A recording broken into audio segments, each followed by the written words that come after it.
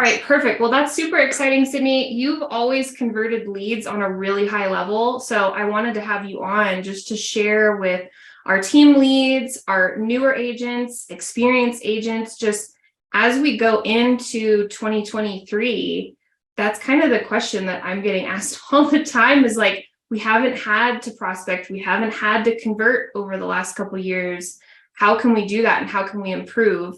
And you were the first person that came to my mind on like, hey, we've got to have her on one of our next webinars just to share some of your little nuggets and tidbits of how you do it.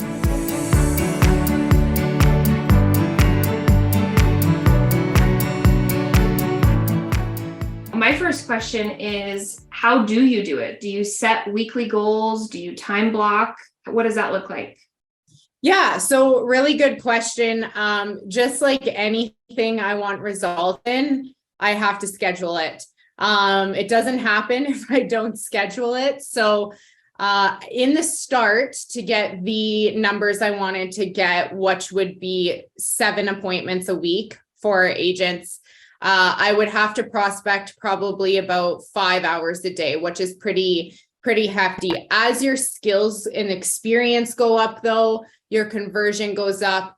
Now I'm prospecting for about 2 hours a day, 5 days a week, and usually finish the week with like 6 or 7 appointments. But definitely gets time blocked, and being strategic with the time blocking. So it's not the same 2 hours every single day. It'll be maybe 9 to 11 on Monday, 11 to 1 on Tuesday, and 1 to 3 on Wednesday, right back and repeat. Just because these are people on the other end of the phone, and most of the time they're working or they have something going on. So chances are, if you don't get in touch with them in a certain time frame, you have the opportunity to in a different time frame. So just being really strategic and utilizing all different parts of your day to get in contact with these people. But definitely time blocking it in for sure. I have it like right here highlighted in my day planner and I know to do that. I feel like that's a great tip right there. Because I see on we have access to so many agents' calendars. I always see like prospecting as just like a 2-hour block at the same time every day. But you're saying to kind of do that at different times throughout the day, but still make sure you schedule it. Do you keep those same hours every week, or do you just like sit down on a Sunday and go, okay, I have to put 2 hours on each day, Monday through Friday? How do you do it? Yeah, so I do sit down on a Sunday and plan my week. Now, depending where else I'm needed in the business will depend kind of when I do it. However, I do make sure that I hit 3 different time slots throughout that week, and we're not repeating the same time slot more than twice. So just depending on when I need to meet with agents and whatnot, but I always start Monday. This is a non-negotiable. I always start Monday, 9:30 to 11:30. It just really sets the tone for prospecting for the week. If you wait until the afternoon, usually you're a bit tired, you might push it to the side. But if that is, the first thing you need to do, and the thing that there's this book called Eat the Frog, and it's really quick. It's just about getting the hardest thing out of the way first. So that's why I choose to do prospecting first thing on a Monday morning. Like I said, it just really sets the tone. And then the Tuesday will most likely be in the afternoon. Wednesday will probably be like morning, afternoon. Thursday is usually morning again. So that's usually how I structure it. Adding that one to the reading list, Eat the Frog. I haven't heard of that one yet, but that's great. Just like actually showing up on Monday and starting it as your very first thing. Do you know how many dials that you're doing right now, Sid? Yeah. So right now I'm usually doing 80 to 100 a day. When I was prospecting for 5 hours a day, usually it'd be like 180. Mm-hmm. It is dependent, like that 80 to 100, on how many people pick up, how long they talk for. But I actually track it all in a separate notebook, my calls, my contact, my booked appointments. Then they go into a tracker in the Google Drive, which is merged with a program called Sisu. I won't get into that because it's very technical. Jennifer has all the info on Sisu. Yeah. She actually convinced our team to start using it, and takes a while to set up, but it holds all the data. So we know how many dials every ISA has to make before they get a booked appointment. So for me, usually I'm just looking at my numbers here. 100 dials results in 12 contacts, results in 3 to 4 booked appointments usually. So those are my personal numbers.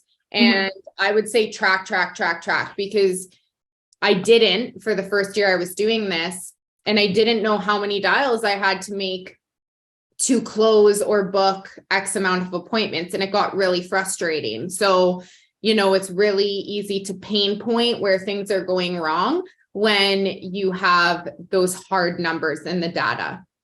And I'm sure that's super helpful for you now too, that you have ISAs working for you and you're training them. So now you need to know the numbers to be able to better train them. How's that going? How is training kind of, an ISA team going for you? It's going really well. We have 2 amazing ISAs with me, and they're performing at a very high level. Both of them, thankfully, have come from a real estate background.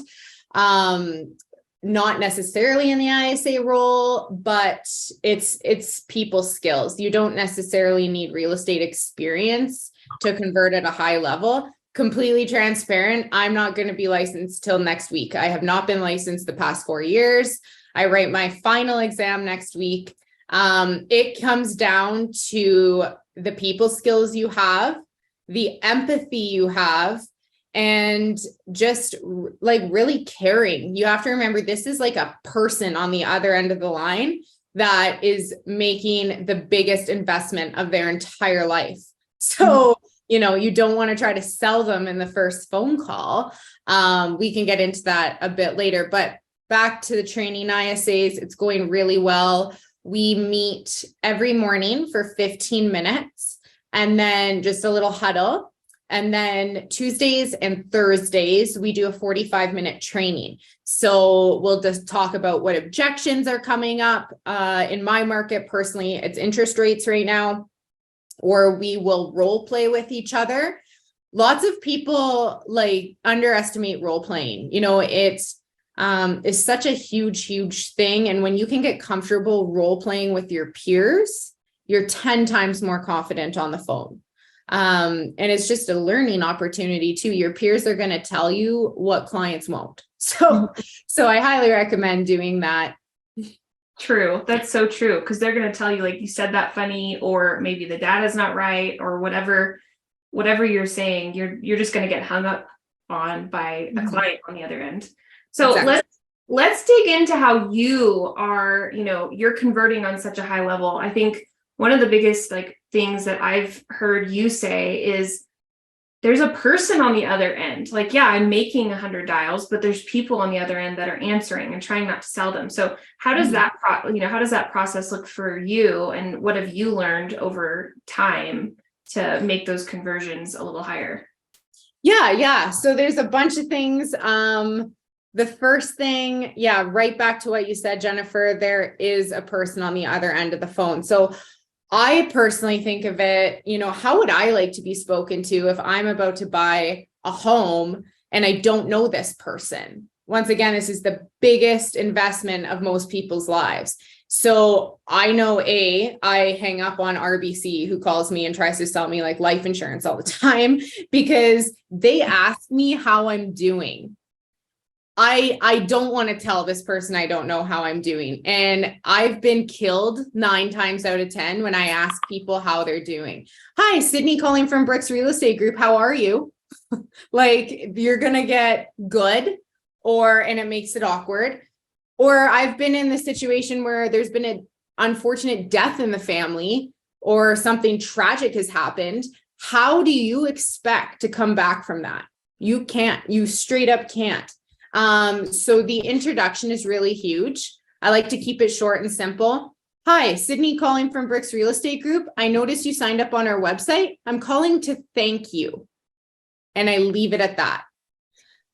People's guard goes down immediately when you thank them. And then they're like, oh, you're not trying to sell me something? Or, oh, thank you. Oh, yes, I was browsing. And they're way more open to talk. Also, you're going to get hung up on if you try to overcomplicate the introduction. Like, you don't want to sit there and spew a paragraph that they can't understand. It's very easy to be short and simple, have empathy, thank them for browsing your website. And then I just get right into my script. And my script, I can share it with you guys a bit later. It's built so that the call is extremely valuable and the client leaves feeling so valued, like you're going to help them, because there's a huge difference between picking up the phone and calling someone, asking them how they're doing, and not providing value on the call. We are not entitled to anybody's time. And it is, it's a service for them to pick up and like us to service them. So, you have a short amount of time to provide as much value as possible. So make sure, you're really doing that versus wasting their time talking about things that aren't relevant to the home search, trying to beat around the bush or sugarcoating things. In my opinion, that's just like so disrespectful. I hate when my time is wasted. So I'm not going to be wasting other people's time. So just, there's a way to have like empathy and build rapport, but also being very strategic and valuable in your call. And a good initial prospecting call should only take 8 to 10 minutes. Anything more than that, you're kind of just talking about pointless stuff at this point. Mm-hmm. You could be talking about that in a follow-up call, or I don't know, you might get like someone who's retired and you're their only phone call all day. Then yeah, like 50 minutes later, Mr. Jim Brown. But that's one thing that I think is so key, is just being mindful of what value you're giving out. Give. And then you're the first person they're going to trust to sell or buy a home with. So do you set an appointment in that first call with one of your agents, or do you usually do some sort of follow-up call? Really good question. Now, if I ask the question very strategically when I'm done my recap, so once I've, done my intro, qualified this client, I've done a recap very strategically. Again, everything's super strategic in this call. My recap consists of literally painting the home for them in their head and making them visualize it. Then my final question is, all right, is there anything I've missed? No, you got it all. Okay. If my team were to find you this dream home in the next 30 to 60 days, would you be ready to move in? And if they say yes, 30 to 60 days, I'm booking a call with the agent immediately. Like, we needed to start looking yesterday. If it's past that 60-day mark, I put them into a warm list in our database, and it gets reminded for me or my team to follow up with that person in 20 days. It's set for. So I'll call them back in 20 days, have a follow-up call. I'd say 75% of our leads will take 5 follow-up calls before they transact. Okay. So that's probably, maybe like their timeline's about 6 months out or so, give or take. And maybe they're working on pre-approvals or something like that with loans. Yeah. Exactly. And so you guys just rotate through the call. So it's not always you that follows up with each person. You just add all of your notes and then the next person does it. Yeah, it could be an agent. It could be one of our client cares. And that's comes down to also the culture we've built within our team. There's absolutely no greed. Fortunately, we have a database, I think, of like 18,000 leads now. So no one's really starving for them. Yeah. But we all help out, which I really appreciate. So if someone notices that somebody needs to be followed up, We do team prospecting twice a week where everyone sits on Zoom with their mics off and muted. It's just more of accountability thing. Then they'll call these leads and follow up. And the follow-up just looks like, hey, Brad, this is Kyle at the Brix Real Estate Group. You last spoke with my colleague, Sydney. We work very closely together as a team. I'm calling to see what's new in your world. So it has nothing to do with real estate. Like, we are not asking how the properties, are. Mm-hmm. We're not asking how they're doing. We're asking what's new in their world. It's a really, really good question for somebody to just tell you some personal information you can use strategically to build rapport with. Most of the time, they're just going to tell you how the home search is going, but you didn't ask. They told you. Very, very big difference there. Yeah. And then we really make sure to have the language, we work very closely together as a team.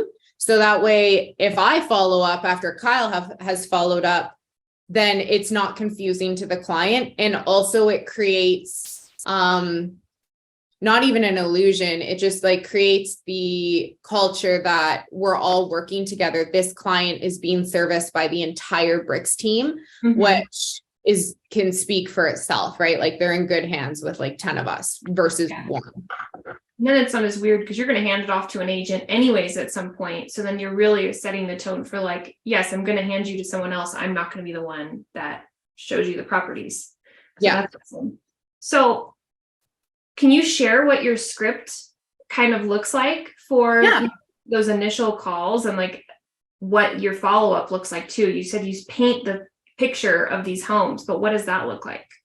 Yeah. So there's about four, the first call should have 4 parts. So the intro, which is, Sydney calling from the Brix Real Estate Group. I see you've been browsing on our website. I wanted to thank you. Then I pause. I let them talk.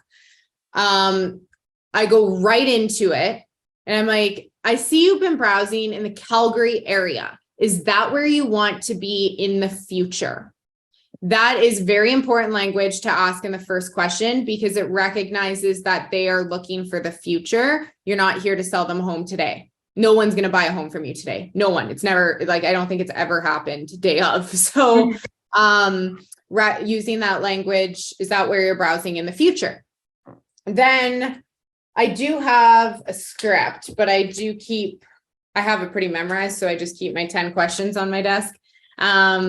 The first one is after, is that the area you're exploring? Okay, great. You say something awesome about that area so that you can build rapport. Downtown is awesome. There's such a cool nightlife down there. Lots of trendy restaurants. I can see why you're looking in that area for sure. But what specifically has you exploring that neighborhood? That's a really key question. Because if they work in that neighborhood, you're not going to want to place them elsewhere. If they like the lake in that neighborhood, maybe they're open to other lake communities in Calgary. And then you can be the expert and recommend those neighborhoods to them that they may not have even known. That brings me to my next question. And it's really important to ask this question strategically and with their name. Jennifer, who's making the move with you? Every single mess up comes from an assumption. You never want to assume they have a husband. You never want to assume they have a wife. They could be together with someone else. They might not have kids. Maybe this is so morbid, but I've assumed, I'm oh, so are your children going to be making the move with you? And the week before, the lady had just lost her baby. So I look like a complete idiot. She hung up the phone. I had to delete her out of the database. You can't come back from that. And that was straight up me assuming. So family is a very touchy thing to talk about. That's why you put their name in that question so that it humanizes you. And you're asking who's making the move. Now, a lot of the time, people aren't going to tell you if there's kids making the move. So a really good 2 follow-up questions to that And the first one, these are placed very strategically again. The first one is, are there any pets making the move? And if they say yes, you can be like, that's awesome. What kind of dog do you have? Or great, I'm going to make sure there's lots of walking paths and a big backyard for your dog. The second question, is there any reason for me to keep you close to schools and parks? That's a really good way to find out if the client has kids without you asking if they have kids. And then I get into what style of home are you looking for? But before I just let them speak, I give examples, because a lot of the time people don't even know what they're looking for. So it would be, Jennifer, what style of home are you looking for? Are you after a bungalow, something that is very easy access, or do you need a 2-story, maybe a finished basement in it? Are we after something more charming with character, or maybe more modern vibes with lots of light flooding in, big open concept?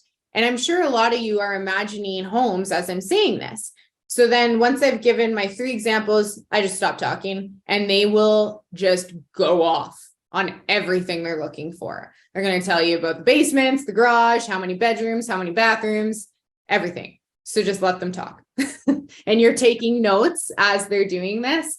Very important to be taking notes throughout this whole call, because that's where your recap is going to come into play. We'll get to that in a second, but just really take notes. And then question number 7, this one is also a hard question to ask. So you have to put the name in front again. Jennifer, what's that perfect, comfortable price range for you? And sometimes people will be like, I don't know. And it's like, okay, well, we all have that number in our head. So just for the search purposes, what can I set the search up for? We can keep it really broad. I just need to know what your max number is. And make sure you're using their name, because money is kind of a touchy subject. Even like, I don't know if that's a Canada thing or not, but everyone. Okay. Everyone. So yeah, make sure you're using their name, and make it very chill, like ask it very chill. And then finally, you're going to get into, in a perfect world, when would you like to be moved into your new home? And word it like that, because then they're going to tell you when they see themselves in their new home. So if they say, oh, I'm looking to be moved in my new home beginning of spring. Great. That tells me March is beginning of spring. I need to get an agent on it like now, this month, because by the time they get pre-approved, the agent takes them out a couple times. We're the beginning of spring already. So that's a very, very strategic way to ask that question, because you never want to be like, okay, so when are you ready to buy? Like that is so salesy and pressury. And I'd be like, I'm not working with you. So that's how I asked that one. And you guys can probably see how much value is being, like the client is feeling so valued by this, because you're actually calling with purpose. So my final 2 questions. Great. Have you started a pre-approval yet? No, all good. Okay. I just wanted to know. And then, are you currently in a contract with any other realtors? Make sure you're asking contract, because lots of the time they've spoken to an ISA that they think is a realtor, but won't ever call them back again. So if they're not in a contract, at least in Canada, it's free game. And I think I've just closed over 100 ISA deals, and I think 12 of them have had agents. Yeah. So they don't, unless they're in an exclusive contract, it's all yours. So then I've gathered all this information. Okay. So this is where the recap comes in. All right, Jennifer, I've gathered all the information I need to set you up on an effective search. It's important to me to make sure I didn't miss anything. I'm going to go ahead and recap my notes for you. Okay. Okay, go ahead. All right. So you're looking in the Calgary area. You're specifically wanting downtown because you really like the vibe, the lifestyle. You also work downtown, so it's going to be a nice and easy commute for you. Making the move would be yourself and husband. You are looking to start a family one day, so we need a house we can grow into. That perfect home is going to be a 2-story house with 3 bedrooms, 2 bathrooms. You expressed you want an unfinished basement so that you have the option to make it your own and finish it yourself. You do have a dog making the move with you, Bentley. So we're going to make sure to keep you close to walking paths, a big fenced backyard for Bentley. And then, as you mentioned, you want to start a family. So I'm going to go ahead and make sure all the homes I send you do have schools and amenities in very close proximity. You are going to be downtown, so not that hard to find. The perfect home is going to have lots of light flooding in. You really like to host, so a big kitchen and definitely a space where you can entertain your guests. What I'm imagining, big island, you can see into the living room, and that perfect price range is going to be around that 700 to 800,000. What I'm going to do is set the search up from 650 to 850. Only reason I'm doing that, price drop negotiation purposes. And wouldn't it be awesome if we could find you something a little under your budget? Perfect time frame for you. You're hoping to be moved in by March. So I'm going to actually, once I've confirmed all this, book you a quick call with our agent Kyle, do you a quick favor. He can help narrow it down. Is there anything I've missed in there, Jennifer? And usually they're going to say, yes, you can add in a fireplace or a garage. No, you absolutely listened so well. Go ahead and book that call. So I paint the picture for them that builds so much trust in me because it shows that I've listened. Now, when they go out and see homes with Kyle, they're going to be like, oh my gosh, this is exactly what Sydney described. Kyle's going to be booking the most strategic properties for this client because he has all the information needed. And then it really creates that rapport level that you may have not built throughout the call. So that's literally it. Then my conclusion is, okay, Kyle has time between 3 o'clock or 4 o'clock. When works for you? Always give 2 options because human nature, they will pick one. If they can't pick one, they'll tell you when works. And then this is where I see lots of realtors kind of go south. They try to over conclude. And it just gets so awkward. And I've heard so many calls and I'm like, not even secondhand embarrassment. Like I'm like triple third-hand embarrassed at hearing because they're so awkward. So the best conclusion is great. I'm so excited for you to have that call with Kyle at 4 o'clock on Thursday. I'm going to touch base with you in a couple weeks just to make sure everything's coming through okay. You take care. That's it. Off the phone. On to the next. You don't want to say any plans for the weekend or when can I call you back? Because if they tell you when you can call them back, they probably aren't going to answer you. They're going to make a mental note and dodge your call. So I'm going to check in with you in a couple weeks, see how you're doing. Other than that, you take care. Happy holidays, whatever you want to say. So that's an 8 to 10 minute prospecting call. And I think I've done like probably 300,000 dials, probably more than that in my 4 years. And I've tried every little thing. This is what is just super gold for our team. So I hope you guys can get some value from that. It's so valuable, and you're almost like providing the client with like a consult, right? So you're adding more value than they were expecting when they're constantly getting probably a ton of phone calls from realtors because they're probably online putting their information in a bunch of different places, and these realtors just randomly call and they're not providing anything. They're just trying to sell them. Hey, can I get you pre-approved? Like that's kind of the question that comes out of most people's mouths, right? So we have like new agents and we have, experienced agents. What tips would you give both new and experienced agents as we go into a shifting market on how to convert? I mean, we talked about there's a person on the other end, but like what else makes it different for you to convert on such a high level? So I think what works for me, 2 things, well, actually 3. So you need to trust the process. You do, like it's all in the numbers. it is, you can talk to any team and their numbers are going to be very on par to mine. So the process, trust it, it's all in the numbers. I think understanding that leads age like fine wine.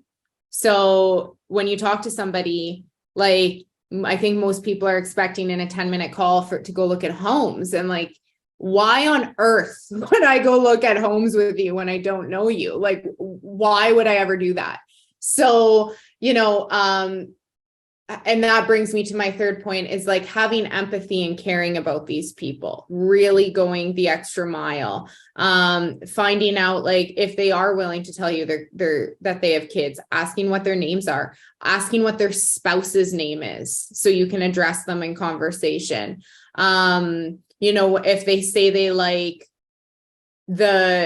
I'm only saying that I saw an article today, Calgary is like the best food scene in Canada right now. So if they say they want to live downtown for like the vibe and the restaurants, ask them what their favorite restaurant is, or be like, have you checked out this restaurant? Providing value in that way, and really just being a person on the other end of the phone, talking calmly, understanding their needs, understanding their values. Like, you are in a people dominated industry. This is like all people. So you're in the wrong industry if you don't want to give a shit about people, and you're not going to convert. I'm just going to tell you about the transaction. And I think the biggest thing that I feel like I'm taking from this call is that you said it takes on average 5 follow-up calls for someone to transact. Mm-hmm. I would love for everyone to drop in the chat how many of you guys follow up 5 times with a lead. Because from my experience, I would say it's probably not a ton of agents that are going to follow up 5 times. And I think that's pretty powerful right there, that if you're following up over 6 months' time to get that one transaction, most agents aren't going to do that. And that's what's going to, kind of put you guys apart in 2023, where, there's probably other ISAs, just like you said, that are calling the same person, but you keep following up, and that's why you're converting. So that's great. Yeah, it's and having a system in place so you know who to follow up with is really key for that. And a follow-up call, you guys, is 3 to 5 minutes. That's it. Sometimes less than that. But it's the fact that you're actually taking the time to call them back is what they remember, right? Like, they don't remember what you talk about, but they remember you called. And then I promise you, on that third call, so you have the first call, then the first follow-up call, that second follow-up call, they're going to be like, oh, Sydney, how are you? So nice to hear from you. Like, they're going to be pumped to talk to you, because, you're now on that third conversation with them, that by the time fourth comes around, you're really narrowing down what they want. Then the fifth call comes around and they're ready to go. So that third call is almost more important than like making the first call, because the first call is like irrelevant if you're not going to follow up. That third call is where they remember you. And my follow-up calls only take, like I said, 3 to 5 minutes. I'm, hey, Jennifer, I'm calling to see what's new in your world. Oh, well, my girls are getting ready for the holidays, and then I'll ask. My first 2 questions in my follow-up call are always personal. They have nothing to do with real estate. They're how's Bentley doing? Have you taken him to any cool dog parks recently? Or are your girls getting excited for Santa to come? The weather's been really nice. Have we gotten outdoors? Or if they've mentioned they like the vibe of downtown, did you check out that new mall downtown? Like, just something personal and not a tacky onto real estate and salesy. Then you can ask how the lead or how the homes have been, if there's any adjustments that need to be made. But don't ask that until you've talked to them on 2 different personal topics. That's awesome. That's such great tips, because I think a lot of times we just kind of lead with like, so how's the home search going? And everyone's like, great, click. Like, I feel like that's what happens to a lot of us. So those of you that are watching, do you guys have any questions for Sydney? If you want to drop them into the chat, just, conversion questions or call questions, any real estate questions, you can drop them in the chat and we can have Sydney answer. In the meantime, Sydney, do you have anything else that you want to share with any of the agents to make them successful in the new year?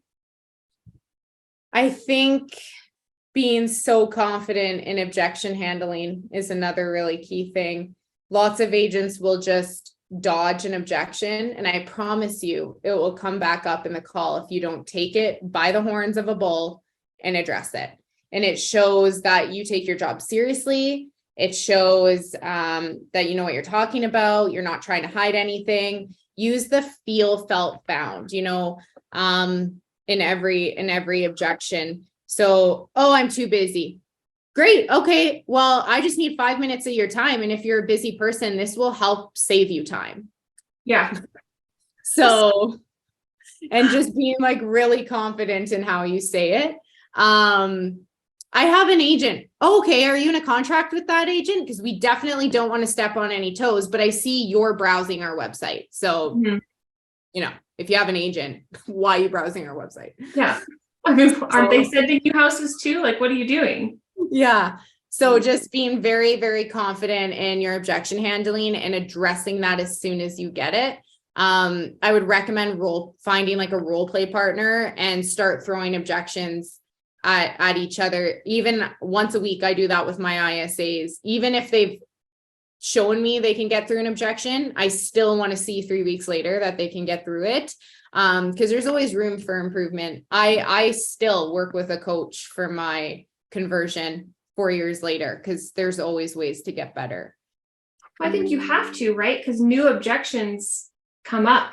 So like right now, obviously a big one is interest rates and being creative with financing and stuff like that, where 6 months ago objections would have been a little bit different, where maybe it's like, I've tried, I can't get my offer accepted, something like that. I feel like you almost have to practice it, because you'll be surprised what people come up with in phone calls. Oh yeah. So they come up with the craziest things. So yeah, that's a big one. And being very confident, like it's almost a confidence battle on the phone when someone's giving you an objection. When someone gives you an objection, you have not given them enough value for them to feel like they need to stay on the phone with you. So you have not done your job if you're getting an objection. And that is an opportunity to show them that you can do your job. Yeah. We've got one question over here. How do you build quick trust with cold leads that aren't from a website? Okay. May I ask where you're getting your leads? Is it like a phone book or? Yeah, that would be my question, is like, if it's a cold lead and they weren't on the site, maybe are we talking like just cold calling? So do you do any cold calling or like circle dialing around listings or anything like that? I don't. All of the leads I call register on our website, but I'm just trying to think of an introduction you could give to someone who you're cold calling.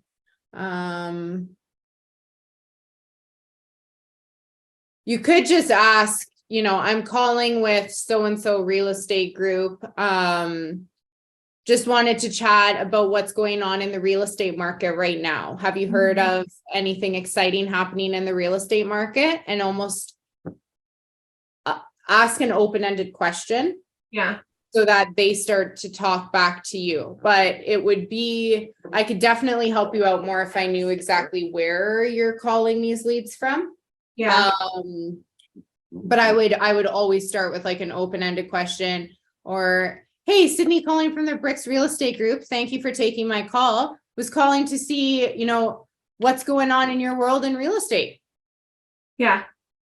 And probably providing value too, right? Like, so she just dropped in the chat. So just cold calling or calling for sale by owners. Okay. That's that one.